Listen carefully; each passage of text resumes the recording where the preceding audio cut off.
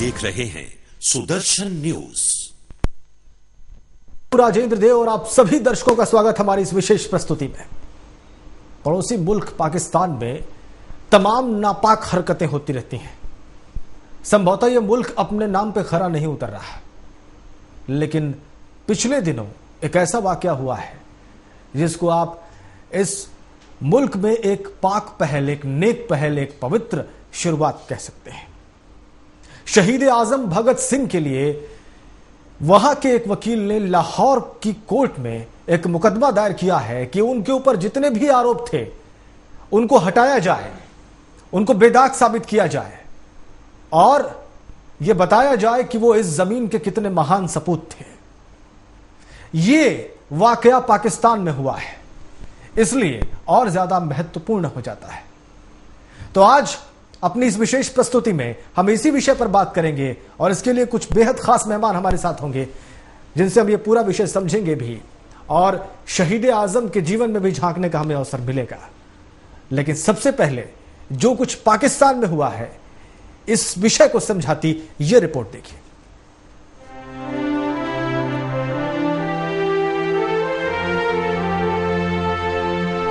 सरफरोशी की तमन्ना अब हमारे दिल में है, देखना है जोर कितना बाजुए का दिल में है। जी हाँ, हिंदुस्तान की आजादी के लिए अपना सर्वस्व अर्पण करने वाले सरदार भगत सिंह की शहादत के गीत आज भी देश के हर कोने में गूंजते हैं और देश का हर युवा उनके दिखाए रास्ते पर चलने का संकल्प लेकर जवान होता है। यही नहीं, हमारा कट्टर दुश्मन पाकिस्तान भी उस महान क्रांतिकारी के महान संघर्ष के गीत गाए नहीं थकता।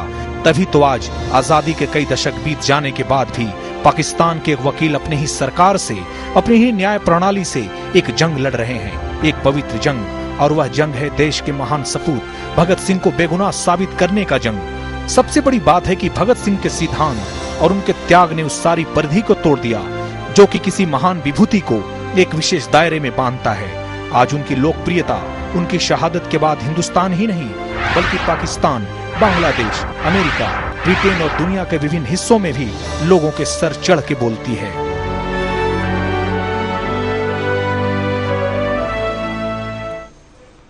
पाकिस्तान के एक वकील ने पाकिस्तान की कोर्ट में, लाहौर की कोर्ट में यह विषय उठाया है, इसलिए आज हम यहां हिंदुस्तान में बैठकर इस विषय पर बात करने के लिए मजबूर हो गए। और विषय यह है कि लाहौर की कोर्ट में एक अपील दाखिल करके इस वकील ने यह कहा कि उन्हें बेदाग साबित किया जाए। जो कुछ भी आरोप ब्रिटिश गवर्नमेंट ने उस वक्त लगाए थे शहीद आजम भगत सिंह पर और उनके साथियों पर, जाबाज साथियों पर, वो हटाए जाए। हमारे साथ इस वक्त स्टूडियो मौजूद हैं तेजिंदर बाल सिंह बग्गा साहब, भगत सिंह क्रांति सेना के संयोजक। बग्गा जी, स्वागत है आपका हमारी इस चर्चा में। और इसके अलावा हमारे सहयोगी अरविंद इस वक्त न्यूज रूम से हमारे साथ जुड़े हुए हैं जिन्होंने इस रिपोर्ट को तैयार किया है। बग्गा साहब, इससे पहले कि मैं आपके पास आऊं और आपकी विशेष टिप्पणी लूं, चूंकि आप एक ऐसे संगठन से ताल्लुक रखते हैं और गहराई से जुड़े हुए हैं जो कि भगत सिंह के शौर्य को इस मुल्क में, इस देश में फैला रहा है, उनकी वीरता की कहानियों को बता रहा है। लेकिन सबसे पहले अरविंद के पास चलते हैं और इस सारी कहानी का बैकग्राउंड समझ लेते हैं। अरविंद, क्या हुआ है पाकिस्तान में, आपसे जानना चाहेंगे। जी बिल्कुल देव, शहीद आजम भगत सिंह की कहानी हिंदुस्तान ही नहीं पूरी दुनिया के लोग जानते हैं कि इन्होंने कम उम्र में जो शहादत दी और इस देश की आज़ादी में जो उन्होंने भूमिका निभाई है वो जगजाहिर है, सब जानते हैं।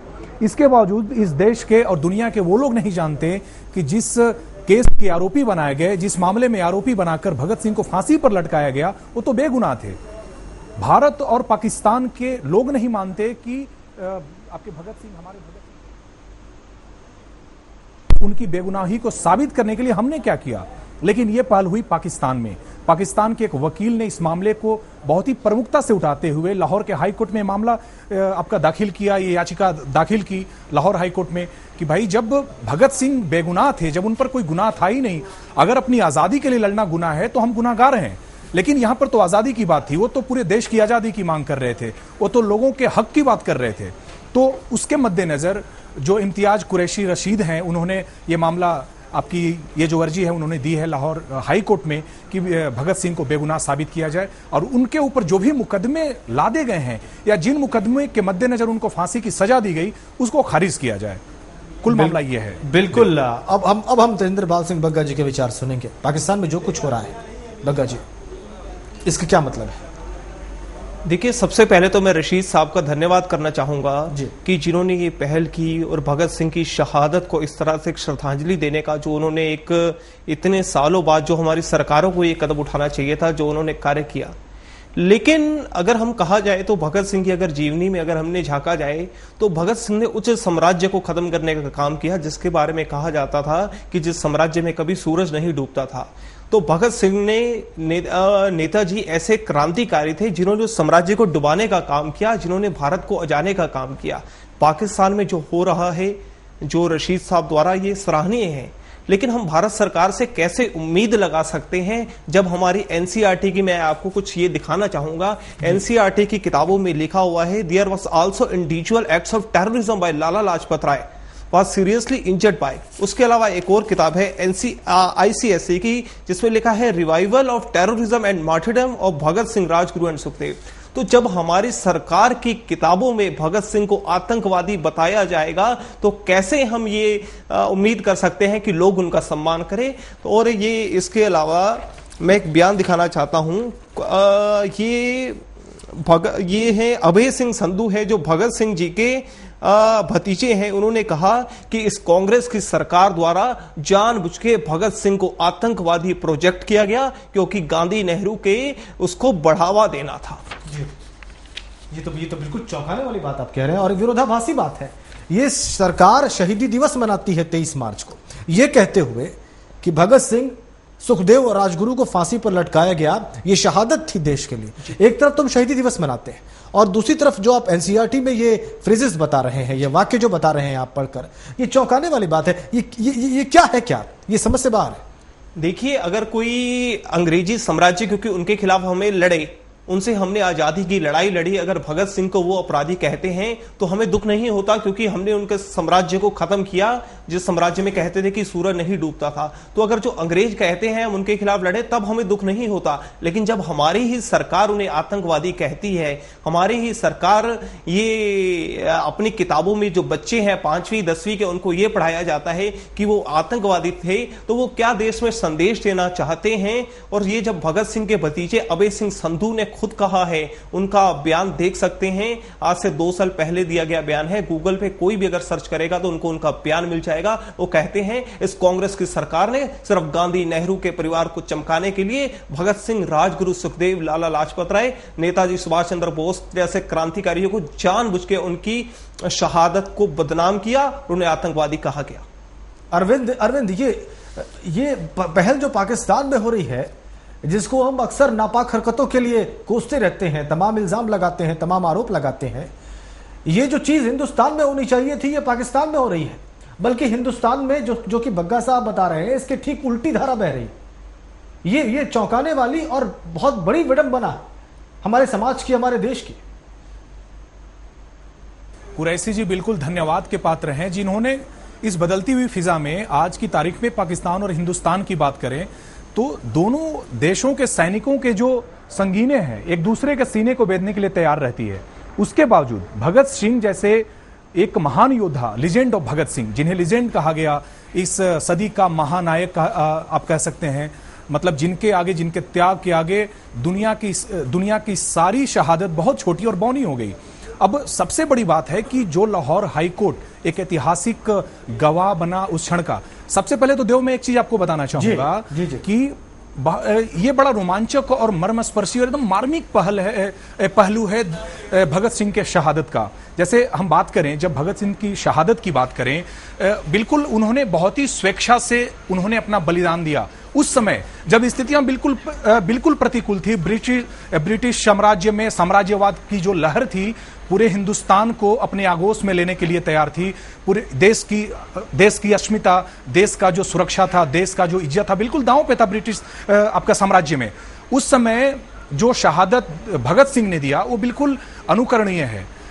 सिर्फ और सिर्फ बहरी हुकूमत तक अपनी आवाज पहुंचाने के लिए भगत सिंह ने अपनी शहादत दी। वो चाहते तो मौत की सजा से बरी हो सकते थे, वो चाहते तो माफीनामे पर सिग्नेचर करके अपने हस्ताक्षर करके माफी पा सकते थे, लेकिन उनको पता था कि मरने के बाद शायद इस देश को एक नई दिशा मिलेगी और ये देश आजाद होगा, और ये हुआ भी देव। उनकी फांसी के बाद अंग्रेजों की हुकूमत में अंतिम कील साबित हुई भगत सिंह की शहादत देव। तो ये बहुत ही बड़ी पहल हुई है पाकिस्तान के उस वकील के द्वारा। कहीं ना कहीं एक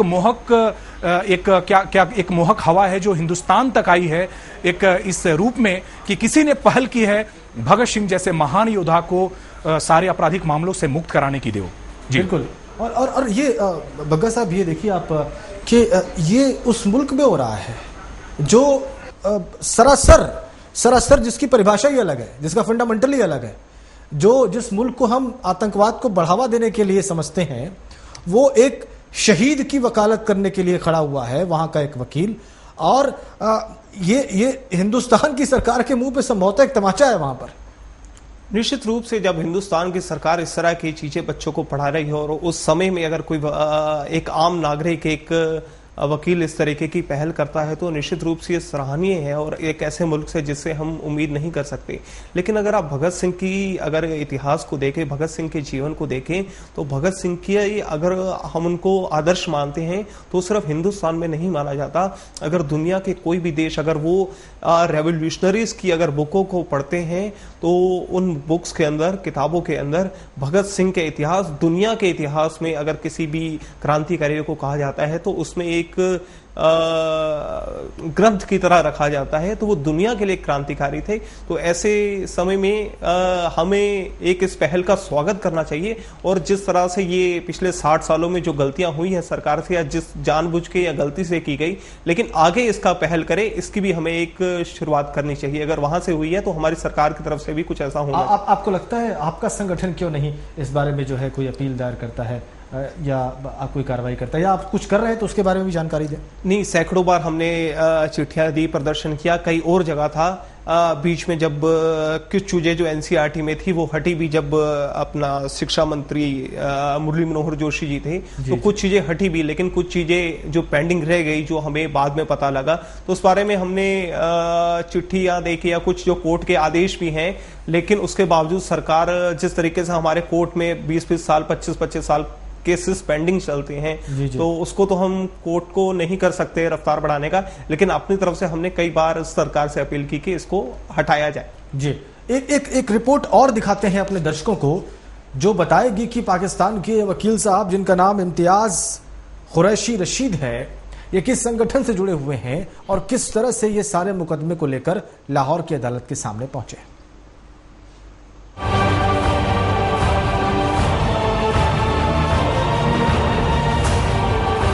हम जो आपको बताने जा रहे हैं वह सुन के आप चौंक जाएंगे कि कानून के रिकॉर्ड में क्रांतिकारी भगत सिंह अभी तक गुनहगार हैं। उन्हें फांसी की जो सजा दी गई उसके लिए उन्हें कई गुनाहों का दोषी ठहराया गया था। भगत सिंह की शहादत के बाद से यह किसी को याद ही नहीं रहा। अब तक न तो किसी भारतीय ने और न ही किसी पाकिस्तानी ने उन्हें गुनाहगार माना है। अब लाहौर में एक वकील ने भगत सिंह को बेगुनाह साबित करने का बेड़ा उठाया है।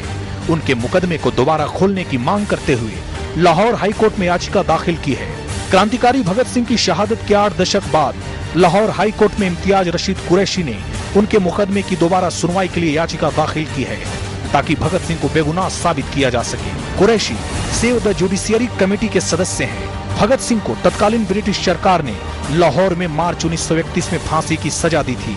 वे हिंदुस्तान की आजादी के एक महान योद्धा थे। क्रांतिकारी भगत सिंह की शहादत के 8 दशक बाद लाहौर हाई कोर्ट में इम्तियाज रशीद कुरैशी ने उनके मुकदमे को दोबारा सुनवाई के लिए याचिका दाखिल की है जिससे उन्हें बेगुनाह साबित किया जा सके। भले ही आज भारत और पाकिस्तान की सियासी सरगर्मियों ने दोनों देशों के लोगों के दिलों में कई जख्म दिए हों, भले आज दोनों देशों की सेनाएं एक दूसरे के सैनिकों के सीने को चाक करने को तैयार रहती हों, ऐसे में पाकिस्तान से आई ये खबर हवा के उस मोहक झोंके की तरह है जिसमें कई संभावनाएं छिपी हैं। सुदर्शन न्यूज के लिए अरविंद प्रताप की रिपोर्ट।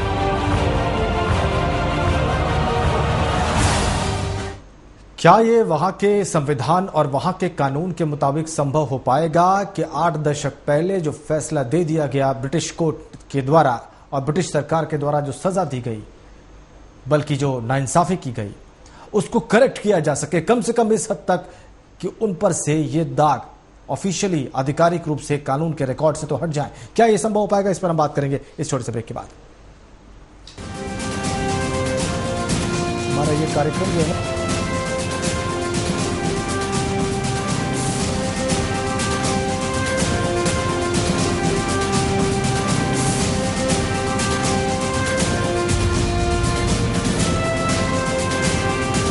देख रहे हैं सुदर्शन न्यूज। हम रोज 50 नए मरीज देख रहे हैं, महीने में करीब 1000। 80 से 90% मुंह के कैंसर तंबाकू चबाने से होते हैं। ये मुकेश की कहानी है। मेरा नाम मुकेश है। मैंने सिर्फ 1 साल गुटखा चबाया, अब मुझे कैंसर हुआ है, मेरा ऑपरेशन वाला है। शायद मैं इसके आगे बोल नहीं सकूंगा। अफसोस, मुकेश बच नहीं सका और वो सिर्फ 24 साल का था। खैनी, पान, गुटखा, पान मसाला सब जानलेवा हैं।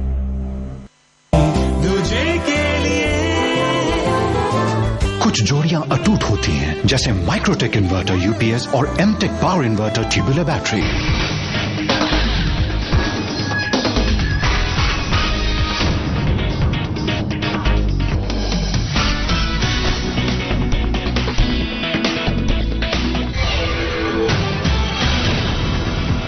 हमारा नेता कैसा हो? नेताजी जैसा हो। हमारा नेता कैसा हो? नेताजी जैसा हो। नेताजी, आपकी इस पदयात्रा का आखिर क्या उद्देश्य है? उद्देश्य खुद भूखे रहकर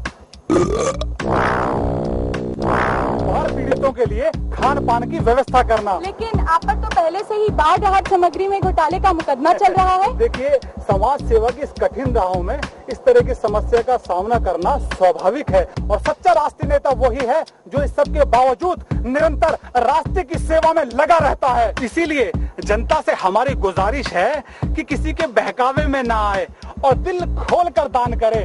वैसे भी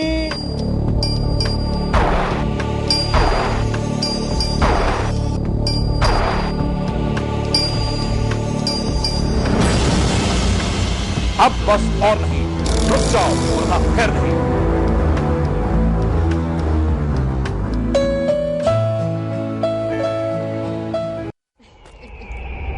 वीडियोकॉन D2H हाई डेफिनेशन का डेमो चाहिए?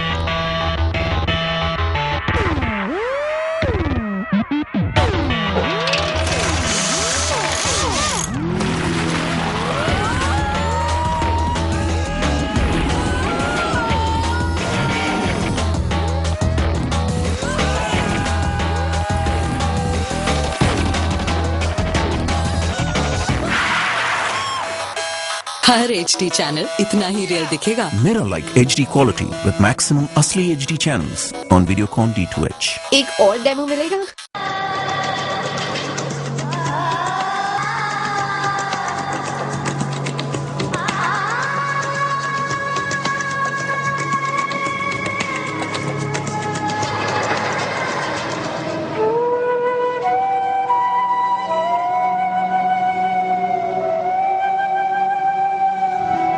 सुदर्शन न्यूज, जिसमें है हिम्मत सच कहने की।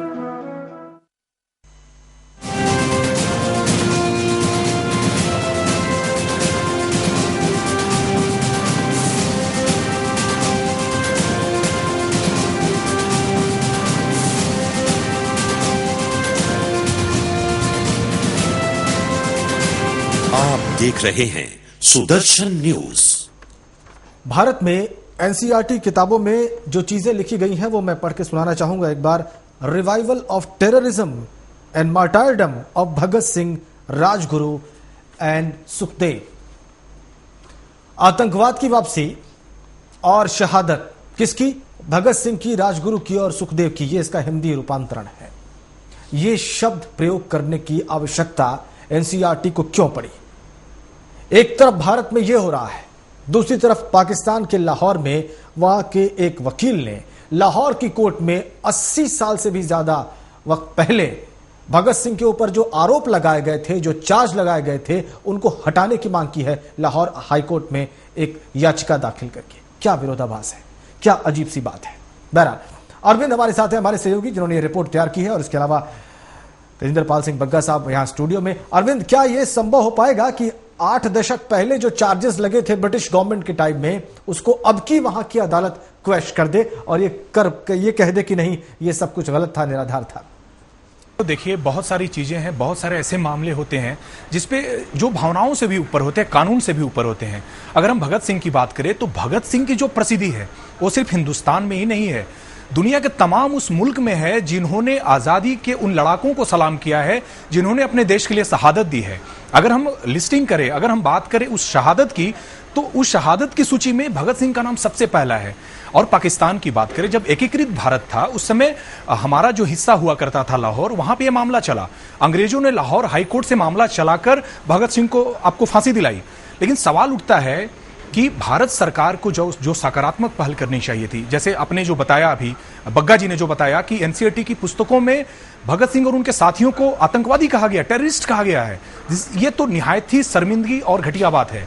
दूसरी ओर हम आपको बात बताएं, हमारी सरकार ब्रिटिश महारानी के ताज से वो हीरे नहीं ला पाया जो हमारे मुल्क की शान हुआ करती थी, कभी कोहिनूर हीरा। तो सवाल उठता है कि हमारी सरकार कितनी अच्छी पहल करके इस मामले में पाकिस्तान सरकार से आधिकारिक वार्ता करके, विदेशिक वार्ता करके इस मामले को सुलझाती है, यह भी एक बड़ा प्रश्न चिन्ह है यहाँ पे।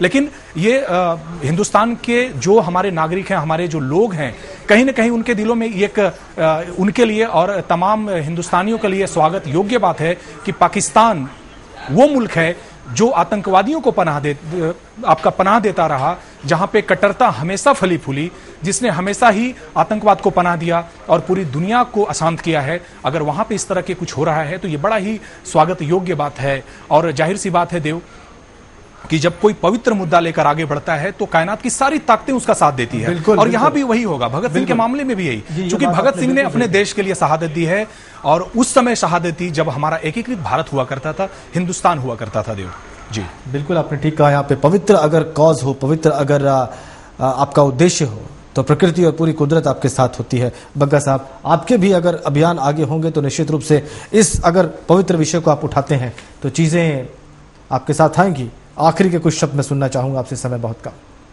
देखिए, जहां तक अभी बात हो रही थी भारत की सरकार की उम्मीद, तो मुझे भारत की सरकार से तो कोई उम्मीद नहीं है कि वो इस पर पहल करेगी। अगर उनसे उम्मीद होती तो वो इस तरह के शब्द कभी हमारे शहीदों के लिए नहीं किए जाते जी। और इससे ज्यादा दर्द क्या हो सकता है कि आज एक शहीद, जो दुनिया के शहीदों को सरताज कहा जाता है और जो दुनिया के शहीदों लोगों के लिए जो भी रेवोल्यूशनरीज का एक आदर्श माना जाता है, उनका जब परिवार का व्यक्ति आके ये कहता है कि जानबूझ के इस भारत की आज़ाद भारत की सरकार, जिस आज़ाद भारत को कराने के लिए भगत सिंह जी ने अपनी शहादत दी थी, वो आज़ाद भारत की सरकार ने जानबूझ के उनको आतंकवादी दिया। और ये नहीं कि अगर गलती होती है तो अगर उसके बाद एक चीज़ अगर प्रकाश में आती है, अगर आती है तो सरकार को तुरंत माफ़ी मांग के कि इस तरह से गलती होगी उसे मानना चाहिए। लेकिन कोर्ट में केस चलता रहता है, उसके बावजूद सरकार अड़ी रहती है। तो इससे ये समझ आता है कि ये सरकार द्वारा जानबूझ के प्रायोजित तरीके से हमारे जो रेवोल्यूशनरीज है, जो हमारे शहीद हैं, उन्हें, और इसका मैं भगत सिंह जी का एक एग्जांपल देने के अलावा नेताजी सुभाष चंद्र बोस का एक एग्जांपल देना चाहता हूं। किस तरीके से उनकी शहादत की सरकार ने बार बार अपमान किया, उनकी जो उनके लिए जांच कमेटी बिठाई गई, आज तक आरटीआई में भी उस रिपोर्ट को नहीं दिया जाता प्रधानमंत्री कार्यालय द्वारा। तो ये हमारे शहीदों का कितना इज्जत करती है, कितना सत्कार करती है, सरकार करती है। तो इनसे हमें कोई उम्मीद नहीं है। बाकी जनता कोर्ट के माध्यम से लड़ रही है, यहाँ भी और वहाँ भी। हमें माननीय कोर्ट पे पूरा भरोसा है कि वो हमें न्याय देंगे। बहुत धन्यवाद यहाँ बग्गा साहब स्टूडियो में आने के लिए, इस बहस में हिस्सा लेने के लिए। और अरविंद, बहुत धन्यवाद आपका भी इन रिपोर्ट्स को तैयार करने के लिए और इस विषय पर न्यूज रूम से जुड़ने के लिए, बात करने के लिए। इसमें कोई दो राय नहीं कि लाहौर हाई कोर्ट में जो कुछ भी वहाँ के वकील ने रखा है, इसको व्यापक भारत में जन समर्थन मिल रहा है और मिलता रहेगा। आने वाले वक्त में भी हमारी निगाह रहेगी इस पूरी खबर पर। हम देखेंगे कि कोर्ट का फैसला लाहौर में आता क्या है और ये खबर भी हम आप तक जरूर पहुंचाएंगे। लेकिन इस विशेष कार्यक्रम में फिलहाल इतना ही। एक छोटे से ब्रेक के बाद आप देख सकते हैं प्राइम टाइम डिबेट। जय हिंद।